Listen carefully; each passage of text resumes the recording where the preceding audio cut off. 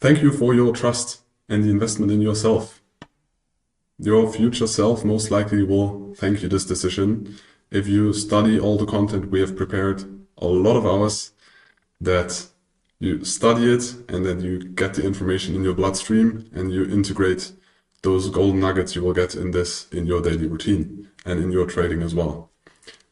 Even if you are advanced, I would suggest you to go through the basics, which is going to be the first part. We're going to lay or create the fundament. And then the more we continue with the course, the more we will get into the spicy sauce, the things you or most of you want to know most. What tools do we use? How do we use them? What are the strategies? What are the setups? So if you are already advanced, feel free to skip to 2x speed. I will try to speak very slow in this course because a lot of not native English speaking people will watch this. I'm not a native speaker myself, and my vocabulary or my knowledge about the English language is limited as well, and most people should understand this. So feel free to switch to 2x the speed. Otherwise, if there's something unclear, always feel free to reach out to us in the Discord chat.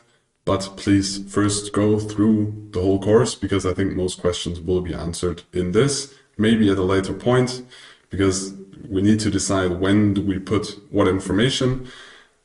And we decided for one structure. Maybe you think, okay, but now there I still have open questions, and maybe this loop or this open loop or information loop will be answered later in this course. So thank you again. We will start, and now we will start with the very basics, and that's the headline of the introduction before we give you an overview of the first module, and that is trading as a job, because this is the most relevant information we want to give you at first.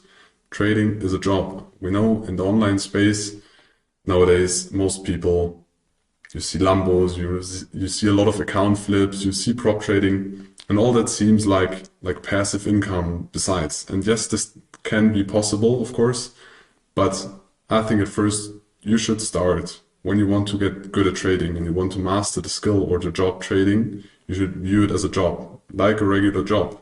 I mean, of course, it's not the same as building a house or a job as a teacher, but you still need to show up daily. You still need to have a routine. You still have rules you need to stick to. And it's not just the freedom. I sit on the beach with 40 degrees with my laptop. This is very unrealistic. View it as a job. Please do it that way. And when you master it, of course, you can reduce the job characteristics of trading, but please start with that one. So what are we going to do first? First, we're going to debunk some myths that, in our opinion, are the most famous myths.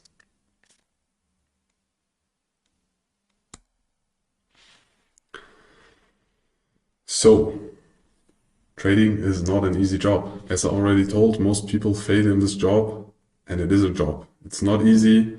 Yes, there are some people that are successful and they give you the feeling on social media that it's easy, because most people sell a lot of stuff or want to sell you something, and if you tell somebody that it's hard, it's more unlikely that you're going to buy this product, because everybody of us or most of us want to choose the easy way.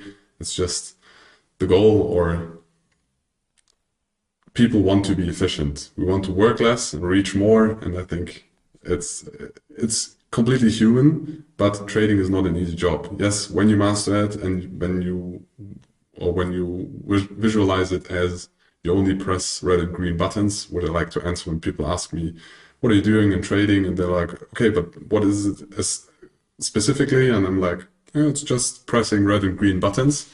But of course it is more than that. But trading is not an easy job. It's not a way to get rich quick, okay?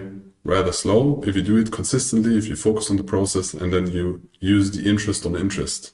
Because when you do risk management, we will get into that later, you can use the capital you risk, and the more capital you have, and you do risk management percentage-wise, so you risk 0.1% per trade, for example. Of course, it's going to be more if the capital is bigger, so you use the interest on interest and the benefit of this to gain or make gains long-term, but this happens slowly over time. This is not a fast process. So the confirmation is very delayed to the effort you're going to put in.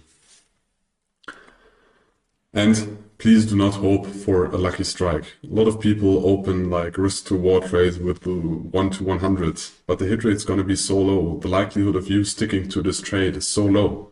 Don't hope for the lucky strike. Develop a process, develop a routine, and then stick to it long term. On the internet, you see in every space, you see the lucky guys, the guys that made it, but you don't see the thousands, tens of thousands, millions of people that failed in this. For example, in the beginning when I started, I know in the crypto space there was high stakes capital. He's still on Twitter nowadays. He started with a very small account and publicly traded it and was publicly on the broker leaderboards to I think 150 million. But then he also crashed down to 20 million again. And of course he recovered, but thousands of people tried the same and they failed, but you don't see him. They don't have the same following. So the way you see the success in the space is always shifted because you only see the successful ones and you don't see the ones that fail, or you see way less people that fail than people that succeed. If you want to hope for a lucky strike, or then just go gambling, do sports betting, do the lottery, or gamble, but don't view it as trading. We don't view it that way. We don't want to teach you that way. View it as a job. Now, what trading really is. Trading is a process, or the repetitive process of short-term financial decisions. So you try to multiply or make gains on your capital through financial decisions, and a lot of them depends on if you're scalping, if you're day trading or swing trading, how high the frequency of this is, but you do a lot of financial decisions. Important to add here is doing nothing and not investing, not opening a trade is also a financial decision, and very often it's a good financial decision. It feels kind of wasted time when you do analysis and then you decide, okay, but now I'm going to do nothing, but very often it's good. Rule number one is always preserve your capital, protect your capital, don't lose capital. And you don't need to trade. Yes, it feels kind of weird in the beginning because you invest the time and then you want to do something, but very often if you don't feel safe, it's not a very good setup, you feel like the market conditions are not the ones you're used to, just don't make a financial decision. This can be one as well. But trading as itself is, the goal is to increase your capital through short-term financial decisions, because otherwise it would be investing. So you should build a process to achieve consistent profits in the markets. This should be logical, so it should not be, oh, I heard this. You should understand the logic behind it, why you do it. We're going to go deeper into that when we explain the strategy. We don't just explain, oh, you do ABC and that's going to work. You need to understand why it's working or what's the logic behind it, because otherwise it's going to be very, very difficult that you have trust in the strategy and to stick to it long term. And the process you need to develop and the data you need to gather. You can also quantify your gut feeling. If you trade stocks and you're in a circle with a lot of friends and you talk a lot about stocks and then you started trading stocks and you feel like it's going very good. It's difficult if you don't add a lot of fundamental analysis, maybe just a little bit, but most of it for you is like the gut feeling. You see the charts, you see the news, and you see the way you talk with your friends. And you say, okay, the biggest part in the trading decision is a gut feeling. Of course, it's way more difficult to quantify than an algorithmic system where you just analyze indicators or fundamentals. But you can also quantify and use statistics for your gut feeling. If you just document the process and then document the data and then you evaluate the data. So the goal is to achieve consistent profits over long term, and you need to outperform the market. Otherwise, your time investment in the market is not going to be worth it. So another and the last important things we decided to put here at the beginning is that you need to be there every day. Yes, it does not sound like fun. Maybe in the beginning it's fun, but at some point it's going to get repetitive as in most jobs. But if you don't show up every day, the likelihood of you disconnecting to the market is very high. When you treat it like an on-off relationship, you don't synchronize with the markets. The markets behave differently to different news because the macroeconomics change, the market participants change, it changes, the liquidity changes. And you need to be in sync, so you need to synchronize with the markets, and then you At some point you start to connect the information, the analysis you do, the fundamentals, the technicals, the way the markets behave. If you look at the order book, but also if you look at the price action intraday, what happens there? What impact do news have? And for that, you need to be in the market every day. You need to connect the things you read in the morning, the analysis you do, with the results. And if you don't do it, it's going to be very difficult to be consistent profitable if you just treat it like an on-off. It's like, oh yeah, now I have time to do it, and now I don't, and then I have time to do it.